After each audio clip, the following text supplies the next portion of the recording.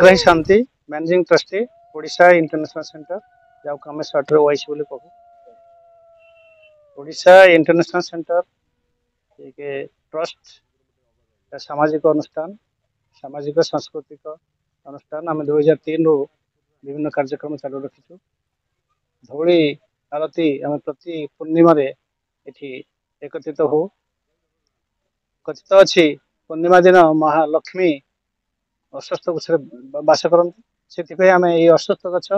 2016 मसीह आमर Odisha international centre पूर्वतन founder अध्यक्ष स्वर्गत परेश भाई परेश नायक श्रीलंकार अनुराधापुर ये अश्वत्थ गछ आनी रोपण होता से बौद्ध भिक्षु 50 जन आसते श्रीलंकार गवर्नमेंट ऑफ इंडिया और Odisha state government cultural department मिलित आनुकूल्य ये वृक्षरोपण ये होता ये बौद्ध बिहार आम कहूँ ये डेभलप होता से प्रति वर्ष प्रति मास पूर्णमी दिन ये आम एकत्रित हो अश्वत्थ गछ आम पूजा करूँ आरती करूँ। नमस्कार मु सुमन दास। आज हूँ माघ पूर्णिमा आ प्रति पूर्णिमा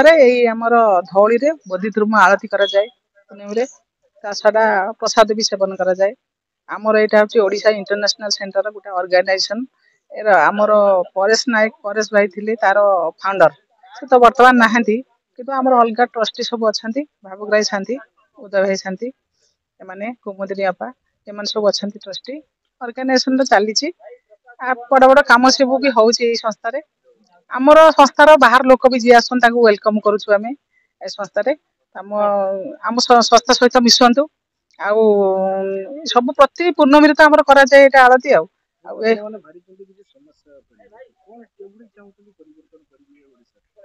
निहाती आम चाहूँ परिवर्तन करने जेहेतु गोटे बड़ ऑर्गेनाइजेशन करके लोक मान सेवा आ लोक जहाँ फनी रे बर्तमान जो क्षयक्षति होता नड़िया गछ से लगिला आ जो बात्यार लोक मान जी करने कथा आम संस्था तरफ से पुरी रे देव दीपावली हुए से लक्षे दीप जला जाइला आ प्रकार आम संस्था जहाँ हम आम भी डाकुचु लोक मान वेलकम करुचु आम सहित आम संस्था सहित जड़ित हुंतु।